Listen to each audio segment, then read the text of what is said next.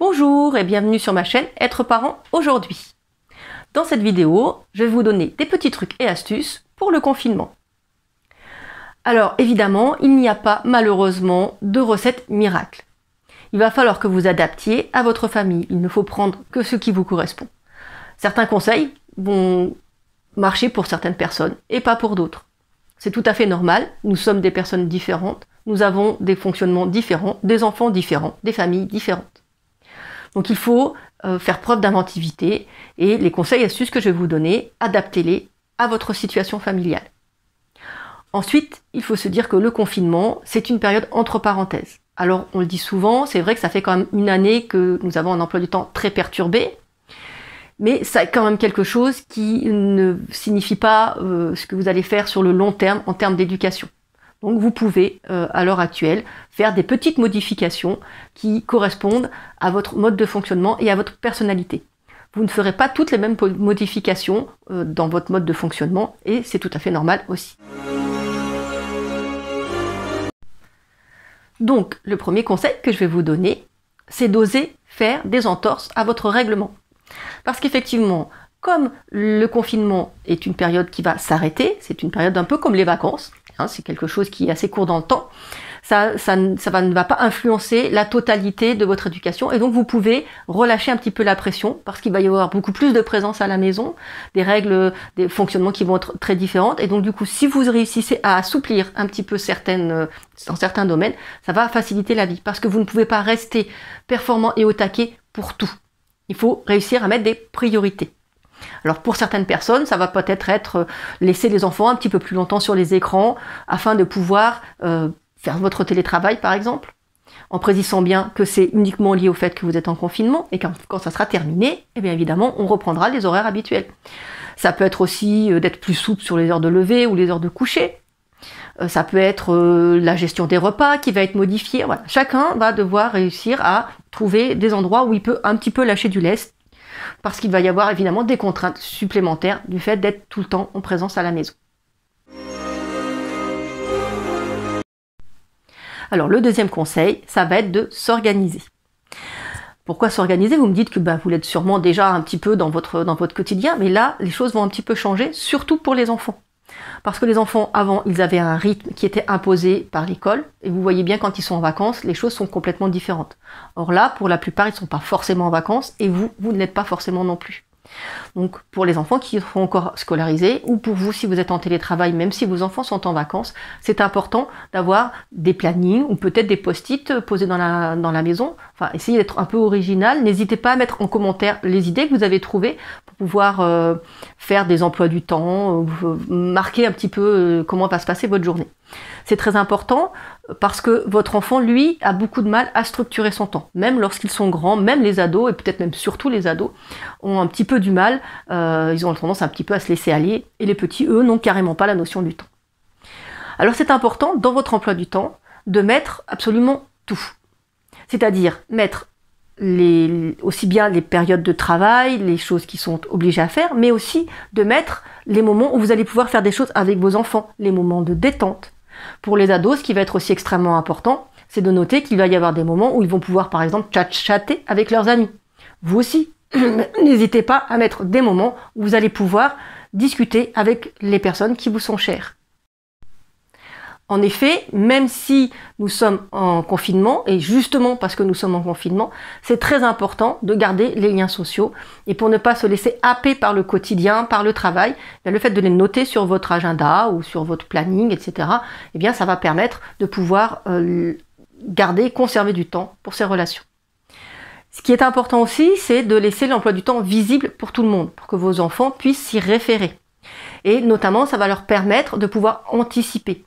Par exemple, si vous dites, eh bien, de 9 h à midi, je suis en télétravail. Pendant ce temps-là, les enfants, vous allez regarder la télé, vous allez jouer, ou vous allez faire vos devoirs, peu importe. Mais ensuite, il est prévu qu'on va manger et à 14 h, nous aurons un temps ensemble pour faire un jeu, pour aller se promener, pour regarder un film, peu importe ce que chacun a envie de faire. Ça va leur permettre d'anticiper et ils ne seront pas autant dans la demande parce qu'ils sauront qu'ils auront un temps pour vous et donc ils pourront avoir l'esprit beaucoup plus dégagé et jouer tranquillement dans leur coin. Alors, si vous avez de très jeunes enfants qui ne savent pas lire, me direz-vous, ça va être plus compliqué. Mais il y a toujours l'option de pouvoir faire des petits dessins, des petits post-it avec des images qui vont symboliser le temps de travail, le temps de repos, la lecture, etc., etc.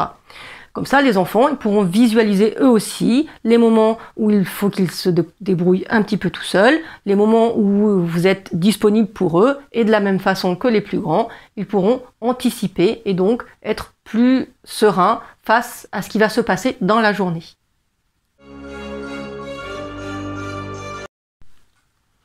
Alors mon troisième conseil, ça va être de solliciter peut-être un petit peu plus aussi votre entourage, votre conjoint, vos enfants, pour mettre un petit peu la main à la pâte, parce qu'il va y avoir des tâches supplémentaires du fait de la présence des personnes en permanence à la maison. Alors évidemment, il va falloir adapter la tâche à l'âge de vos enfants, et aussi au temps dont chacun dispose. Ce qui est très important aussi, lorsque vous demandez à vos enfants ou même à votre conjoint de faire quelque chose que vous avez l'habitude de faire et qu'ils ne font pas d'ordinaire, c'est de bien préciser ce que vous attendez d'eux. Parce que je vais vous donner par exemple l'exemple, mettons, vous avez un ado et vous lui dites « Bon bah maintenant, tu vas débarrasser la table ». Ça peut être un enfant plus jeune, peu importe. Pour vous, débarrasser la table, ça va être, je prends tout ce qu'il y a sur la table, je le mets dans le lave-vaisselle, je lance le lave-vaisselle, je nettoie la table ensuite, etc. Mais votre enfant, dans sa tête, ça va peut-être juste, j'enlève les assiettes et je les mets dans l'évier ou je les pose dans un coin de la cuisine. J'ai débarrassé la table. Effectivement, il n'y a plus rien sur la table et je m'arrête là. Et pour eux, c'est tout à fait normal. Mais du coup, vous n'allez pas être forcément satisfait. Vous allez leur dire, mais c'est quoi ce travail? T'en as fait que la moitié. Ils vont se mettre en colère. Bon ouais, mais tu m'as dit de débarrasser, j'ai débarrassé, t'es un peu compliqué. Alors que si vous vous prenez à l'avance et vous disiez, voilà, ce que j'attends de toi lorsqu'on débarrasse la table, c'est de mettre les assiettes dans le lave-vaisselle, de mettre le lave-vaisselle en route avec la poudre et de passer un coup d'éponge sur la table pour que ce soit propre ensuite pour le prochain repas. C'est vrai pour toutes les différentes tâches parce qu'effectivement, on n'a pas la même notion de la propreté, par exemple, du rangement ou de ce que signifie une tâche où vous pouvez vous inclure plusieurs choses alors qu'eux vont rester sur quelque chose de très précis, comme par exemple juste enlever les assiettes.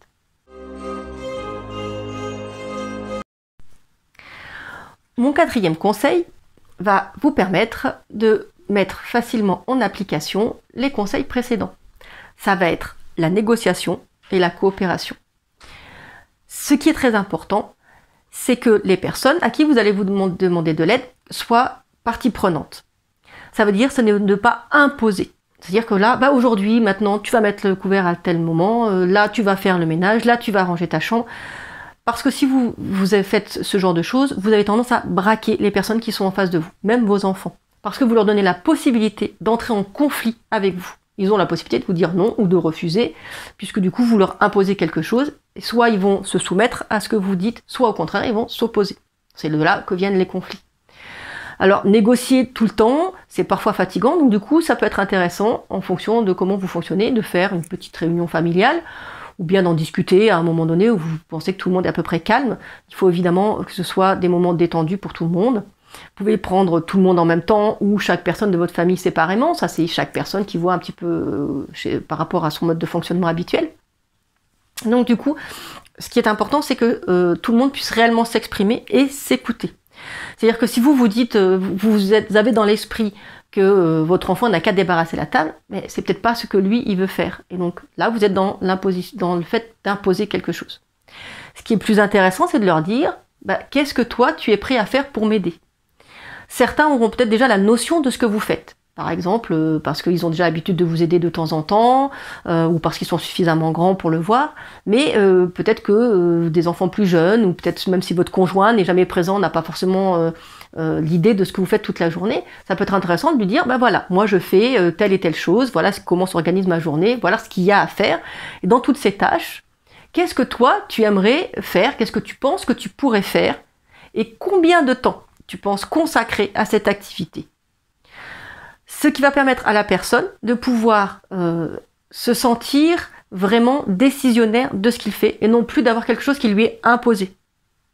C'est pas tu fais, tu n'as pas le choix, ou bien est-ce que tu veux, oui ou non, parce que là évidemment vous avez le nom. Si vous lui proposez une diversité et de choisir, c'est plus oui ou non, C'est plus je vais me poser, c'est ok, tu peux faire la vaisselle, est-ce que tu préfères la vaisselle, est-ce que tu préfères ranger le salon, est-ce que tu préfères passer l'aspirateur, est-ce que tu préfères faire le lit de ta petite sœur.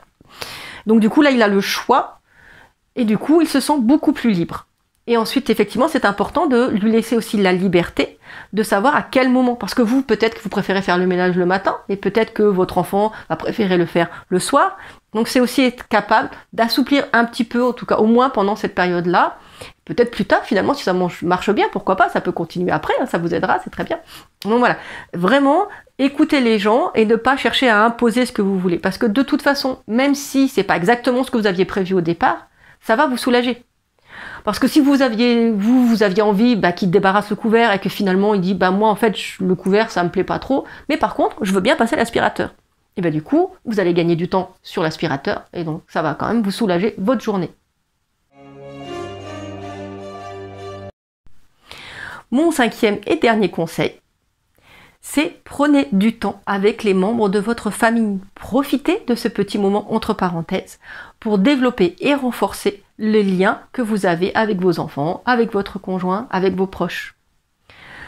Vous n'avez pas forcément le temps de faire des jeux de société avec vos enfants, d'aller promener, par rapport le planning par exemple que je vous ai dit de faire au départ, n'oubliez pas vraiment de noter tous ces moments-là. C'est important parce que vous êtes souvent ensemble de mettre dans votre journée des temps de qualité, même si finalement ça va être regarder une série télévisée que vous regardez jamais parce que vous la trouvez stupide, mais là un petit moment avec votre ado, c'est tellement amusant de pouvoir passer ce petit moment ensemble, de pouvoir faire un pulse avec votre petit dernier, etc., etc.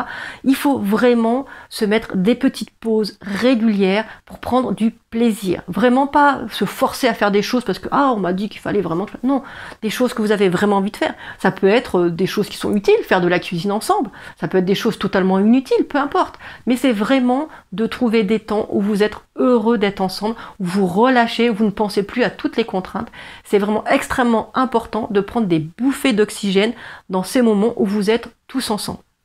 Après, ça peut être aussi des moments que vous allez pouvoir passer en coupant un petit peu la famille. Par exemple, si vous avez plusieurs enfants, papa va faire une partie des activités avec certains enfants et vous allez faire une partie des activités avec d'autres enfants à l'extérieur, en promenant, à l'intérieur.